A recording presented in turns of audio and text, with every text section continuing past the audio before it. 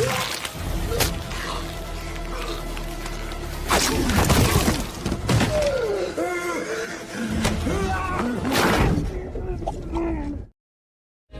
know, getting into God U was the best day of my life. For me, it was a Tuesday, maybe. But it was also almost 2 years ago. I'm sorry, I was waiting for him to point out the sin, but I guess he's not gonna do that.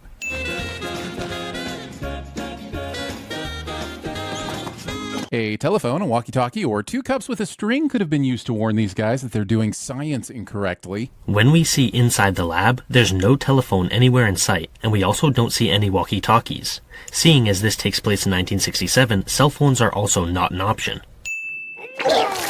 If you're allergic to Compound V, you should not take Compound V. Side effects may include... Skip. Victoria Newman was the victim of a deep state conspiracy hatched by the treasonous Robert Singer and Starlight, who still remains at large. Spending another minute recapping previous seasons of Gen V and the boys. So far, this episode has been nothing but a flashback sandwich between 2 slices of Previously On. Did you already forget that you yourself gave the episode a sin for being released 2 years after the first season? Not only is your memory dog shit, but you also couldn't remain consistent to save your life. What's going on? I got you out. If they were going to be released, the guards could have just told them that instead of handcuffing them and throwing them in the van, right? Discount Jeremy thinks that it would have been a better idea for the guards, whom these superheroes hate and obviously don't trust, to tell them that they're being released.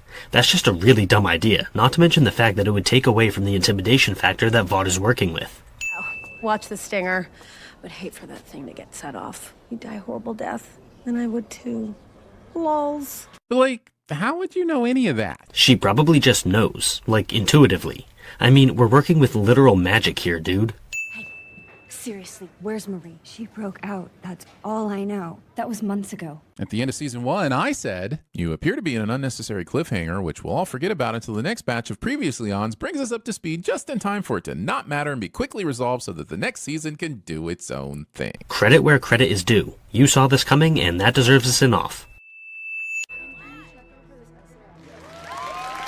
Think the viewers understand the metaphor yet? Maybe, but let's hang some banners on it just to be sure. The sin here is clearly for the show not being subtle, but that's a really stupid thing to complain about when you're dealing with a piece of media that's at least partially satirical. It's not supposed to be subtle, so why are you complaining about it not being subtle? Me with a red hot poker. Title of Golden Boys sex tape? Discount Jeremy makes a cringeworthy sex tape joke that isn't funny cliche. Just because Flip did 19 million in its opening weekend, you think you can boss me around? You got smoked by the Garfield movie. Thinking that the opening weekend box office is a direct indicator of Kate's performance. In the eyes of Vought, the all-powerful corporation, it absolutely is. All they care about is money and power. How about I call Homelander? Do it. I'd like to see how that goes. Cypher's confidence probably has less to do with him knowing that Homelander will be on his side and more to do with him knowing that Gen V only has enough in the budget for one The Boys main cast cameo per episode, and they've already booked Starlight for this week. Haha, it's a meta joke, but you might actually convince some of your hive mind cult following that there isn't a good in-universe reason for Cypher's confidence. The in-universe reality is that Cypher knows Homelander doesn't give 2 shits about Kate and would be more likely to listen to the adult in the room. Yeah, hi. This is Vanessa with New York Child Protective Services. This is Shirley with the EEOC. Susan with the IRS. Coming up with a new fake name and organization for every call, even though you're talking to a different school or institution every time. Pointing things out on the screen, even though your video should be different every time. Is there an Annabeth Moreau enrolled there? Episode does nothing to help us understand why Maria's prioritized finding her sister when she knows her friends are still trapped in an underground prison camp right now. Well then, it's a good thing that the first season exists, because it clearly showed us that Annabeth has been the focal point of Marie's life, in the sense that she desperately wants to mend her relationship with her sister. And besides, they address this later in this very episode as well, when Marie tells Starlight that she wants to find her sister and then get out of the superhero business.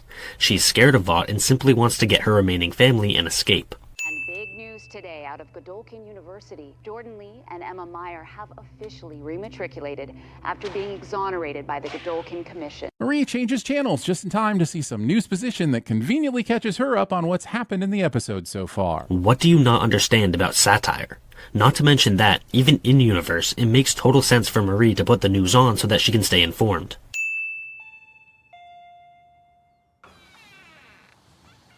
Hello? Breaking and entering. Pointing things out on the screen. friends with Andre. I know who you are. Emma is not more concerned that he knows who she is and chose to attack her anyway. He chose to attack her before he saw her face and heard her name. Jesus, it's like watching a show with a 5-year-old. I always told Andre he was made of steel, but he wasn't. Why would you tell him that? Polarity was a dick to his son. Yup, that is the point of the scene. Good job for understanding that, buddy. But why did you give it a sin? The next 4 sins in a row are all a pointless waste of time. Earlier, Dognot could smell Marie off of a snack bag she touched and presumably tracked that sin all the way to here. But now, when he's in the same room as her, he can't tell where she is? Correct. He knows that her scent is all over the room, but he can't tell her exact position within the room. What's the sin? Making your opponent bleed when you know her power is the ability to weaponize her own blood. Do you expect him to not defend himself? I mean, Marie just attacked him, and you want him to just let it happen? Making yourself bleed to weaponize your own blood when you're clearly already bleeding. Discount Jeremy doesn't understand adrenaline. Marie stops using her powers to give Dognot a swirly, which would get a sin removal if it didn't almost cause her to lose the fight. And do you think that she knew it would cause her to lose the fight? Jesus. Starlight, star bright. The first star to Ex Machina tonight. Discount Jeremy still doesn't know what the term Deus Ex Machina means. How'd you find me? Someone filmed you beating up those home teamer pricks. Yeah, but they didn't film her going to her motel room, so the question still stands. Starlight knows the town in which Marie is hiding because of the video, then uses process of elimination to find the motel that Marie is staying at. It's really very simple. He spearheaded a research program called Project Odessa, and we think that's the main reason he started the school. We have a source that says Vought is resuming the program. Thing that we've never mentioned in 4 seasons of The Boys and 1 season of Gen V that nobody really knows anything about is suddenly and inexplicably the most vital important thing to everyone and needs to be stopped. Question for you, Discount Jeremy. Why would they need to stop a project that wasn't happening? Especially when that project was being run by someone who wasn't in power. No, seriously, Project Odessa was paused during the first 4 seasons of The Boys and the first season of Gen V, and Cypher also wasn't the dean of Godolkin at the time, so they had absolutely no reason to pursue that lead. So let me get this straight. You want me to give myself up? Let me paraphrase everything you said as a long-winded way of saying no. Cliché. That's not a cliché, buddy. See the blood, it's Marie. This is not even a lot of blood by this episode standards. And pretty much any situation where a soup is angry or under the influence ends with a pool of blood. There is no reason to think that this blood had anything to do with Marie. Except for the fact that it was a group of home teamers who were attacked, and there really aren't that many soups who would risk doing something like that. Marie! Oh good! They found Marie! I can't wait to see why she didn't come back to save her friends. What would you have done? Come back. For you. Right, like that would have been so easy. Wait, what? That's it? Let me get this straight. It would have been too hard to try to break them out? And you straight up ignore the fact that Marie has been looking for her sister and wants to escape Vought, an explanation that she gave to Starlight and you mysteriously removed from the video. The dishonesty is breathtaking. Sorry. It's for your own good. Kate still hasn't learned not to obviously stick her arm out and announce that she's going to use her powers. The problem with this sin is that Kate is dealing with her friends, or at least former friends, in this scene. In other words, her guard was down, whereas it wouldn't have been if she was dealing with strangers. Why isn't it working? Her fucking skull is broken?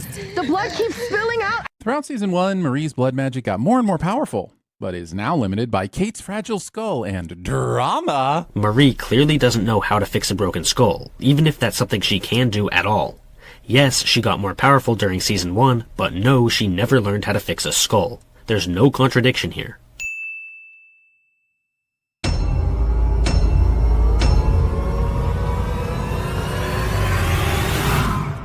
Doggy. Ow. Doggy. Ow. Doggy. Too hard. I like doggy. Too hard. Doggy. Gonna bite. Doggy. Gonna bite. Doggy. Oh, jeez.